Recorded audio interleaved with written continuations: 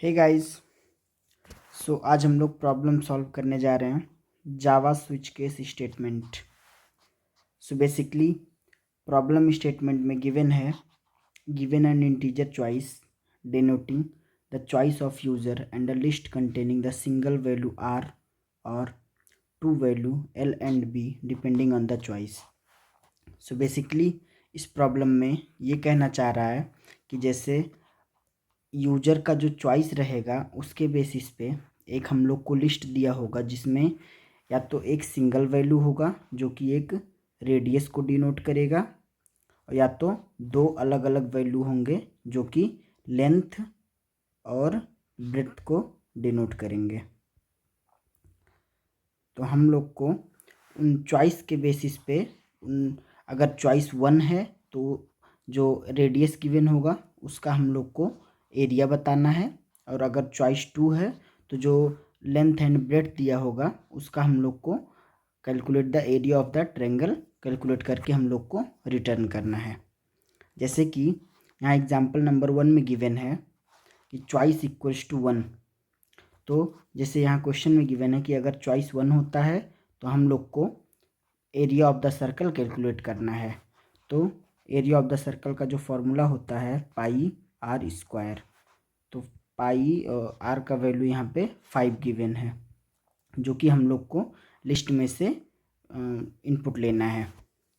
तो जो हम लोग इसको कैलकुलेट करेंगे तो ये आउटपुट हमारा आएगा, ये हम लोग को रिटर्न कर देना है।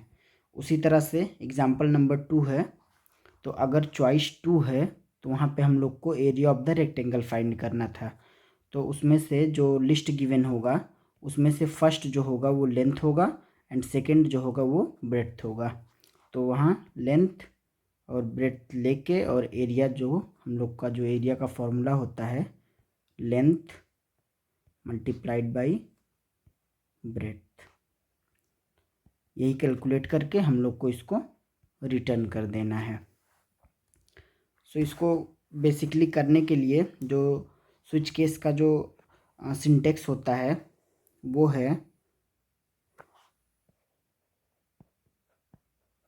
स्विच, इसके अंदर एक एक्सप्रेशन हम लोग लिखेंगे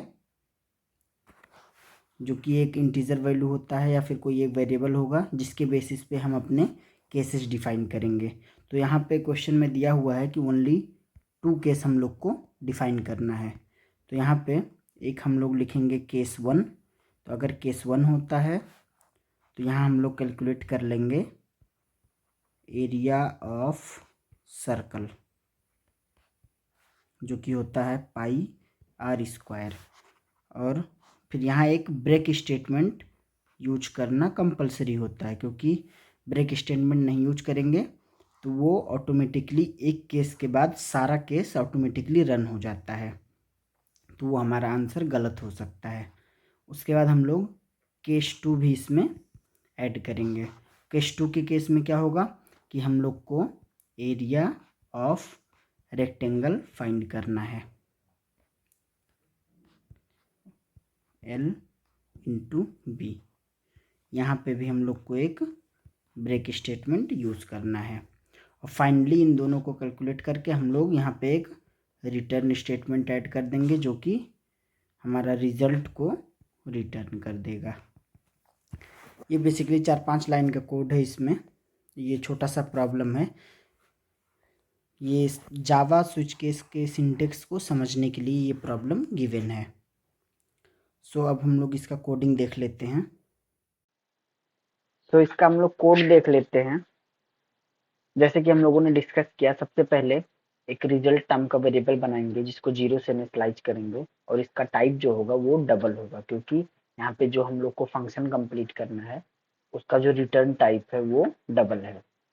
उसके बाद यहाँ पे एक स्विच स्टेटमेंट हम लोग लगाएंगे। तो बेसिकली जैसे ये क्वेश्चन जो है स्विच स्टेटमेंट का सिंटेक्स समझने के लिए दिया है, तो स्विच स्टेटमेंट कैसे यूज करते हैं, तो सबसे पहले स्विच कीवर्ड यूज करेंगे और उसके अंदर हम लोग ये जो अपना एक्सप्रेशन देना है जिसके बेसिस पे हम लोग अपना केसेस डिफाइन करेंगे वो लिखना होता है।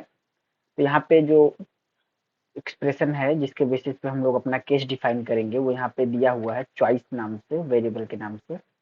तो उसी तरह से हम लोग इसको लिखेंगे। केस 1 में जैसे कि हम लोगों ने डिस्कस किया कि अगर केस 1 होगा तो हम लोग को एरिया फाइंड कर देना है, और अगर केस 2 होगा तो वहां पे हम लोग को एरिया फाइंड कर देना है रेक्टेंगल का, और केस 1 के केस में एरिया फाइंड करना है सर्कल का। जो सर्कल का रेडियस होगा वो यहाँ पे जो एरे पास किया गया है उसका 0th एलिमेंट होगा, और अगर हम लोग को केस 2 दिया जाता है तो जो एरे पास किया जाएगा उसमें से फर्स्ट जो लेंथ ऑफ ब्रेथ के लिए फर्स्ट एंड सेकेंड एलिमेंट को हम लोग लेंगे, और फाइनली इसके बाद हम लोग रिजल्ट को रिटर्न कर देंगे। यहाँ पे ब्रेक स्टेटमेंट यूज करना हम लोग को नहीं भूलना है, क्योंकि अगर ब्रेक स्टेटमेंट यूज नहीं करेंगे तो क्या होगा कि सबसे पहले यहाँ पे कैलकुलेट होगा, उसके बाद वो केस 2 में भी जाएगा। तो इसीलिए हम लोग को वहां पे ब्रेक स्टेटमेंट यूज करना है। चलिए इसको रन करा के देख लेते हैं। तो यहाँ पे पहला टेस्ट केस जो था वो पास हो गया है, तो एक सेकेंड टेस्ट केस लेके देख लेते हैं। लाइन जो है वो चॉइस है, सेकेंड लाइन जो है वो 5 एंड 6 वैल्यूज है। तो यहाँ पे ये टेस्ट केस भी पास हो गया है, तो अब हम लोग इसको सबमिट कर देते हैं।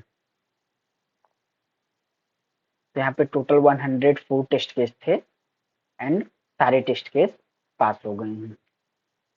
Thank you.